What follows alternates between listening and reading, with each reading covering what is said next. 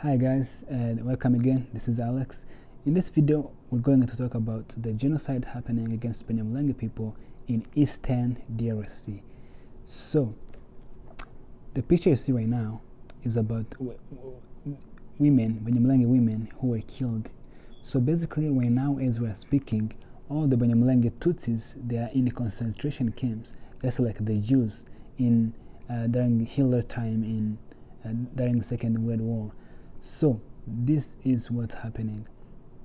So the Banyamulenge, they left the camp, they went to go look for food in the field, in their farms, because they abandoned their villages. They left their villages, so they are because of the starvation, they were heading back to their villages to look for food, and the government troops escorted them.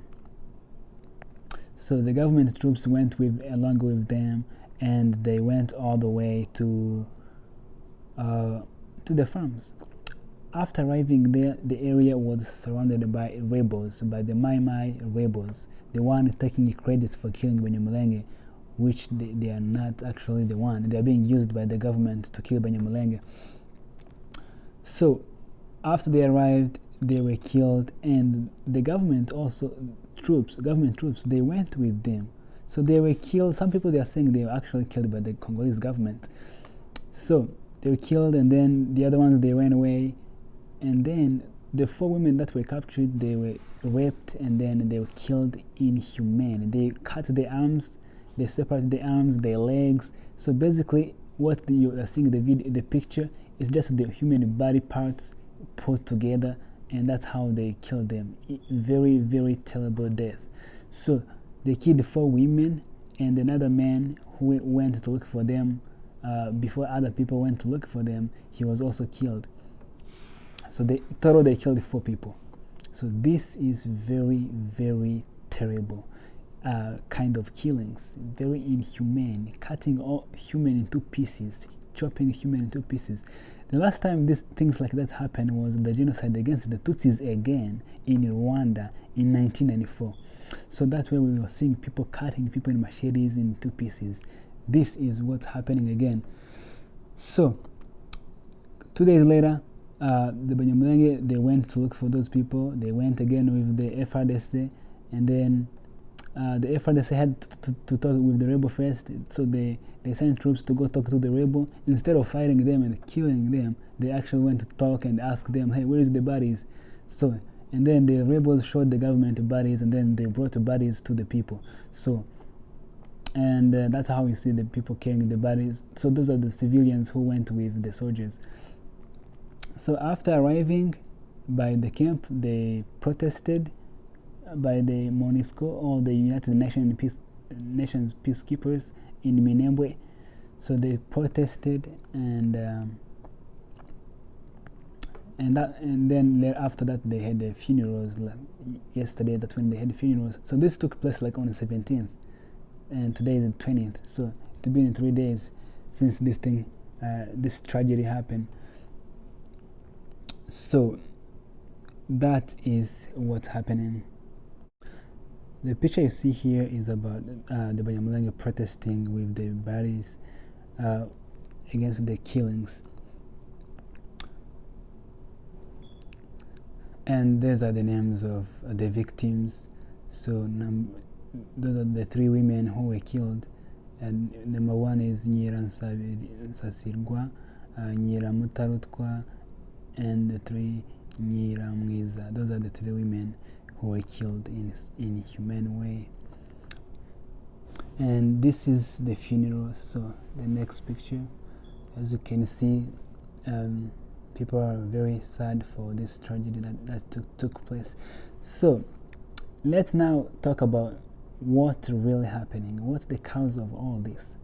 So basically, this is a plan of government of removing Banyamulenge from the highland. But again, they have to use the bad guys, the rebels, and the rebels, they are willing to work with the government. They are taking the credits, but they are being used by the government. It's not because the government is not fighting the rebels. They are sharing everything. They are stealing the cows, selling the cows, and then dividing the money. So they are planning when to come, they are sharing everything, the cigarettes. So those are not the rebels but the government. And this is a government plan of removing Banyamulenge from the highlands. So it is a government plan because this highland is very, there's no roads, it's very difficult to fight rebels. And in the past, there was wars between Banyamulenge and Rwanda, especially in 2002. So Banyamulenge are Tutsis, and so is the Rwandan government. So they are also Tutsis. So, but they had a war in 2002. So in 2002, Rwandan government sent 6,000 to go fight Banyamulenge. They went with helicopters. They had a very, very terrible time fighting. So Rwanda lost the war, and they lost more than 1,000 troops. And some helicopters, they were shot down by Banyamulenge. So you can see how this is a very, very difficult time. And then, in addition to that, in 2017, when this thing started, there was troops of Rwandan Tutsi rebels who are rebel against the Tutsi government again. So they worked with some of the Banyamulenge, and as a result, Rwanda is not safe. So they are trying to look for a longer-term solution in the highlands.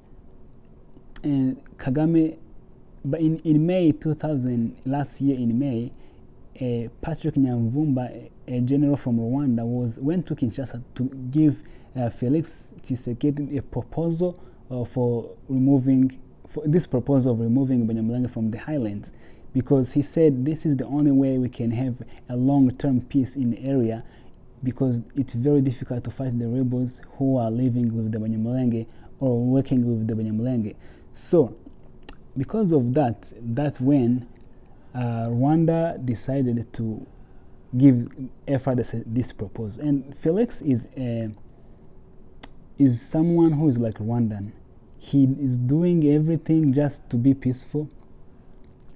He doesn't want any problem with Rwanda. So he was going to do anything Rwanda wants him to do, because he's terrified, intimidated, and as long as he's peaceful, he is cool with Rwanda, then he's okay.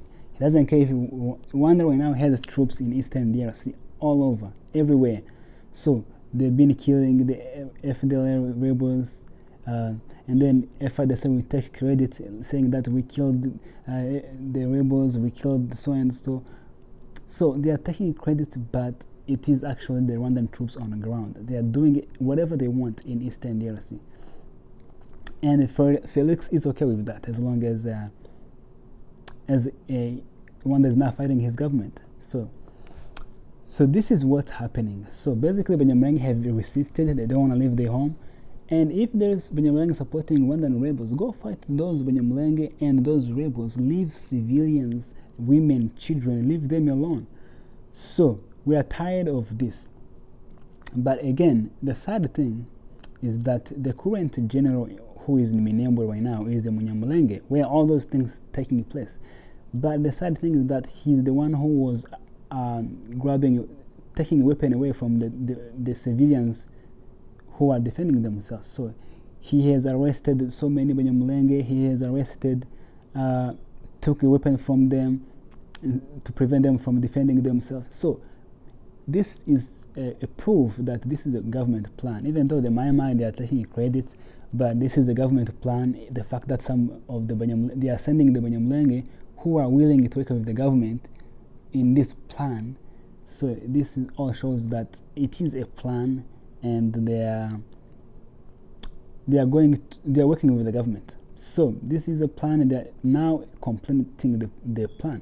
So basically, killing those four women and the men, and cutting them into pieces, and the government watching, not even fighting the rebel.